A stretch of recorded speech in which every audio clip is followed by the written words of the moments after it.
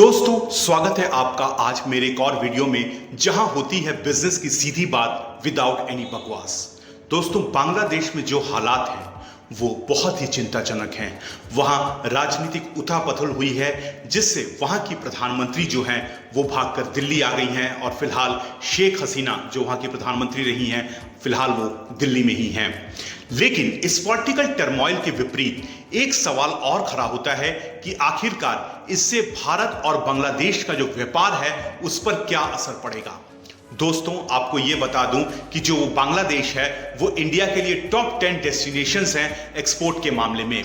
जी हां, भारत और बांग्लादेश में ऐसा बहुत सारा सामान है जो एक्सपोर्ट होता है और भारत से अगर जो चीजें एक्सपोर्ट होती हैं हम अगर उसकी बात करें तो भारत से कॉटन जाता है, चाय जाती है, कॉफी जाती है, ऑयल मिल्स जाते हैं। इसके साथ साथ भारत से जो बड़ी तादाद में एक्सपोर्ट होते हैं वो हैं वेजिटेबल्स और खासकर उसमें प्याज शामिल है। अब जो ये पॉलिटिकल उथल पुथल वहां पर हुई है, ये पॉलिटिकल टर्मोइल हुआ है, इसका असर जो है वो व्यापार पर भी बहुत ज्यादा पड़ेगा। वो कैसे पड़ेगा चलिए आपको वीडियो में आगे बताते हैं और एक एक करके इस मामले में चर्चा करते हैं। दोस्तों भारत और बांग्लादेश का व्यापार जो है वो 2023 और 2024 में तकरीबन 11 बिलियन डॉलर्स का था। कितना जी? 11 बिलियन डॉलर्स का व्यापार था। इसमें जो सबसे बड़ी हिस्सेदारी आती है वो कॉटन की आती है और हमारे जो कॉटन ट्रेडर्स हैं वो यहां से बहुत ज्यादा कॉटन बांग्लादेश एक्सपोर्ट करते हैं। क्यों करते हैं? इसका एक कारण है क्योंकि बांग्लादेश गारमेंट इंडस्ट्री के लिए अपना जाना जाता है और आपको जैसे पता है कि वहां की जीन्स हो चाहे फिर और कपड़ा हो वो पूरे दुनिया भर में एक्सपोर्ट होता है। इसके लिए उसे कॉटन की दरकार पड़ती है और वेस्ट रॉ मटेरियल की दरकार पड़ती है जिसका सप्लाई करने वाला जो प्रमुख देश है वो है भारत। आपको बता दूं कि यहां से 2023-24 में ही तकरीबन 633 मिलियन डॉलर्स की जो कॉटन है वो भारत से बांग्लादेश में एक्सपोर्ट हुई थी। तो आप जान सकते हैं कितनी बड़ी मार्केट है कॉटन की बांग्लादेश। यहां अब कॉटन की जो एक्सपोर्ट है वो 17% से बढ़कर 34% तक पहुंच चुकी है और बांग्लादेश की गारमेंट इंडस्ट्री ह्यूजली डिपेंड है इंडिया पर कॉटन के लिए। अब वहां पर जो अभी के हालात हैं यहां के ट्रेडर्स इस पर काफी ज्यादा चिंता में हैं क्योंकि अब जो सरकार वहां पर आई है वो प्रो इंडिया शायद नहीं हो, क्योंकि अब तक ये क्लियर नहीं है कि क्या वो प्रो इंडिया होगी या फिर नहीं होगी। हम सबको पता है कि शेख हसीना की सरकार काफी हद तक प्रो इंडिया थी और उनके कार्यकाल में भारत और बांग्लादेश के व्यापार में जबरदस्त जो है वो उछाल हुआ है, बढ़ोतरी हुई है।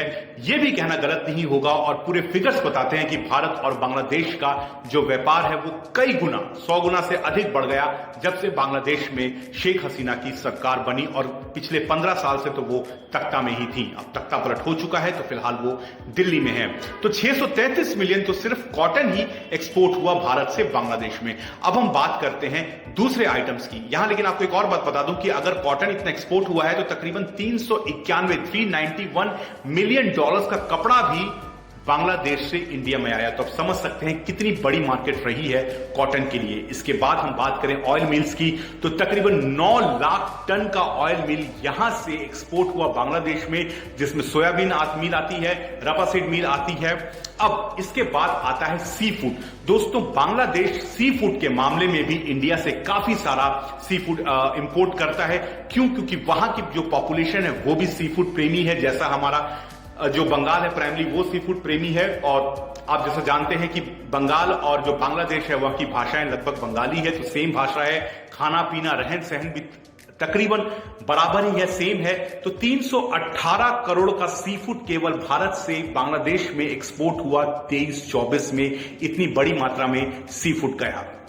दोस्तों चाहे हम बिजनेस की बात करें या फिर इंफ्रास्ट्रक्चर की बात करें, भारत और बांग्लादेश के बीच में कई ऐसे सेक्टर्स हैं जहां पर काम हो रहा है। अगर हम रोड और रेल नेटवर्क की बात करें तो तकरीबन 2016 से 8 मिलियन डॉलर्स का काम चल रहा है जिससे रेल और रोड नेटवर्क को इंप्रूव किया जा रहा है। आप जानते हैं कि रेल्स के काफी ऐसे रूट हैं जो बांग्लादेश के साथ खुल गए हैं जिससे जो ट्रेवल टाइम है वो काफी घंटे कम हुआ है। जैसे कोलकाता से ट्रेन है मैत्री एक्सप्रेस वो भी जाती है ढाका।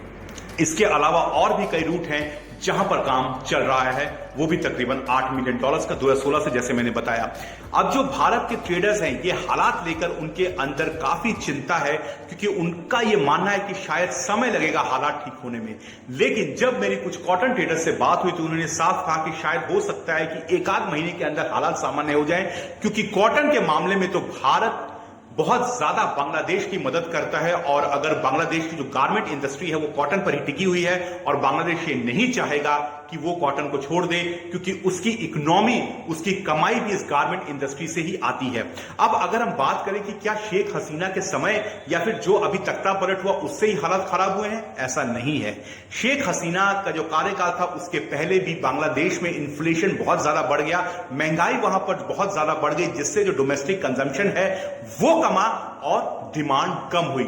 इसके साथ साथ वहां जो फॉरेन करेंसी है उसकी भी कमी है, वहां डॉलर्स की भी शॉर्टेज चल रही है, जिस कारण भी बांग्लादेश की इकोनॉमी अभी उतनी अच्छी नहीं है जितनी पहले थी। और अब जो हुआ है उसने तो बहुत तेल में घी का काम किया है, जिससे कठिनाइयां और बढ़ गई हैं बांग्लादेश के लिए भी। और यहां पे जो भारत के ट्रेडर्स हैं वो भी चिंतित हैं कि पता नहीं आने वाला समय कैसा होगा, क्या जितना हम एक्सपोर्ट कर पा रहे हैं और जो रिलेशंस दोनों देश में हैं इकोनॉमिकली, वो रिलेशंस रह पाएंगी या फिर नहीं रह पाएंगी। तो एक वॉयलेंस जब आता है, एक जलजला जब आता है, वो ना केवल जिंदगियां बर्बाद करता है बल्कि ऐसे बिजनेस, ऐसे व्यापारों को भी बहुत कष्ट पहुंचाता है। फिर चाहे वो जलजला रशिया या यूक्रेन की लड़ाई हो या फिर बांग्लादेश के जो अभी जो बांग्लादेश में चल रहा है वो हो, इससे रिलेशंस बहुत ज्यादा खराब होती हैं, इकोनॉमिक रिलेशंस बहुत ज्यादा खराब होती हैं। आपको और बताऊं कि जो कलकत्ता है वहां पर अक्सर बांग्लादेशी आते हैं, रोज बसों में भर के बांग्लादेशी आते हैं, और यहां पर कई ऐसे एरियाज हैं जिन्हें मिनी बांग्लादेश कहा जाता है, क्योंकि बांग्लादेशी यही ठहरते हैं और इनका जो व्यापार है वो इन बांग्लादेशियों से ही चलता है। और अब जो हुआ है, क्या बांग्लादेशी फिर भी वहां से आएंगे उसी तादाद में जिस तादाद में वो पहले आते थे? क्योंकि मैंने पहले कहा कि इनकी इकोनॉमी तो उन्हीं पर डिपेंड है, और पूरा इलाके को मिनी बांग्लादेश इसलिए कहा जाता है कि ये जितने भी होटल्स हैं, जितने भी ट्रैवल टूरिज्म है, ये सारे उन्हीं पर डिपेंड है, बांग्लादेशियों पर डिपेंड है। उनके बिजनेस का क्या होगा, ये भी सोचने वाली बात है। तो दोस्तों, आपको क्या लगता है कि इस इंसिडेंट से कितना इंपैक्ट होगा बिजनेस भारत और बांग्लादेश के बीच? हमें कमेंट करके जरूर बताइए, और वीडियो आपको अच्छा लगा हो तो इसे लाइक करिए, सब्सक्राइब करिए और कमेंट जरूर करिएगा। मिलेंगे एक और वीडियो में।